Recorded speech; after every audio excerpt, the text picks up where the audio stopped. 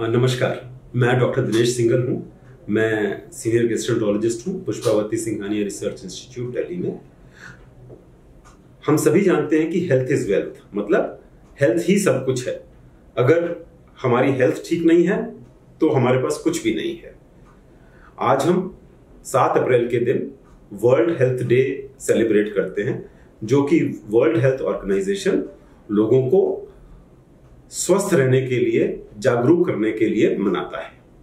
आज हम इस दिन 7 अप्रैल को 4 सबसे आवश्यक चीजें जो हमें करनी चाहिए या नहीं करनी चाहिए अपने स्वास्थ्य को ठीक रखने के लिए, उनके बारे में डिस्कस करेंगे। सबसे पहली चीज जो हमें नहीं करनी चाहिए वो है कि हमें शराब नहीं पीनी चाहिए। शराब बहुत सारी बीमारियों का कारण है। वो हमें ब्लड प्रेशर देता है, हार्ट की बीमारी पैदा करता है, ब्रेन स्ट्रोक्स बढ़ा देता है, लिवर की बीमारी सबसे ज़्यादा होती है शराब की वजह से, हमारी पाचन शक्ति कमज़ोर करता है और पेंक्रियाज की डिजीजेस भी देता है। प्रैक्टिकली हमारे सभी ऑर्गन्स शराब की वजह से खराब हो सकते हैं। इसके अलावा बहुत सारे कैंसर्स हैं जो कि शराब की वजह से होते हैं, जैसे कि breast cancer, mouth cancer, throat cancer, गले का कैंसर, लिवर का कैंसर, कॉलन का कैंसर, पेंक्रियाज का कैंसर। बहुत सारे कैंसर इसकी वजह से होते हैं। हमारे ब्रेन को भी शराब अफेक्ट करती है, डिमेंशिया हो जाता है और नर्व्स खराब हो जाती हैं हमारी। इसके अलावा बहुत सारे सोशल प्रॉब्लम्स, फैमिली प्रॉब्लम्स, हमारा इकोनॉमिक स्टेटस और प्रोफेशनल स्टेटस, ये सब चीज़ें शराब की वजह से खराब होती हैं।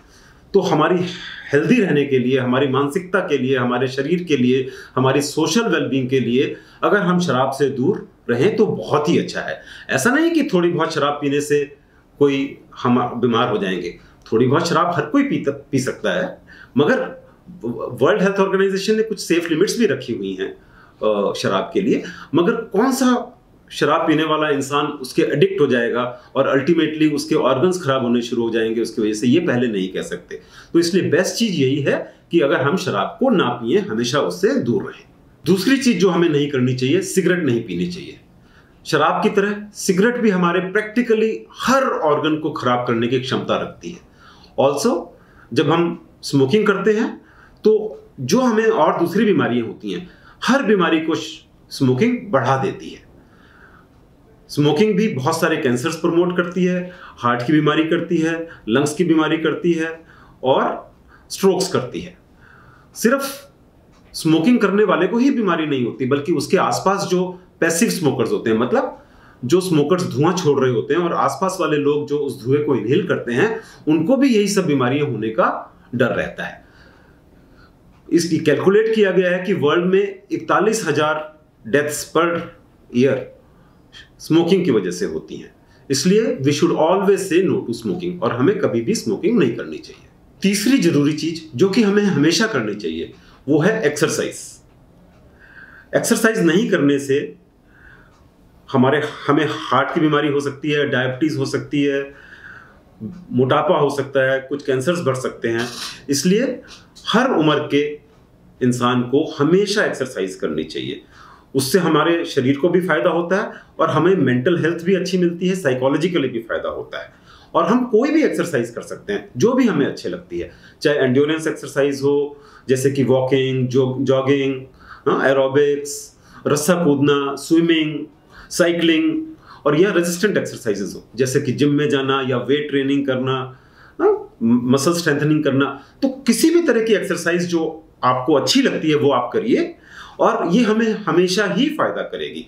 एक्सरसाइज से हमारी ग्रोथ बेटर होती है, डेवलपमेंट बेटर होती है, बहुत सारी बीमारियों का जो हमारे ऊपर असर है वो असर कम हो जाता है, बीमारियां बेटर कंट्रोल होती हैं, उनकी कॉम्प्लिकेशंस कम होती हैं, साइकोलॉजिकली भी हम बेटर फील करते हैं, हमें नींद भी अच्छी आती है। तो एक्सरसाइज करना बहुत जरूरी है।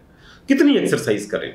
एक यूके गाइडलाइंस के हिसाब से हमें मॉडरेट एक्सरसाइज किसी भी एडल्ट को हफ्ते के अंदर 150 मिनट्स करनी चाहिए। मतलब रफली आप कहें तो 20, 25, 30 मिनट हर रोज अगर हम मॉडरेट एक्सरसाइज करें, वॉकिंग करें, ब्रिस्क वॉक करें या जॉगिंग करें, और अगर कोई विगरस एक्सरसाइज करता है तो अगर हम 10-15 मिनट भी डेली कर लेते हैं वो भी हमारे लिए बहुत अच्छी चीज है।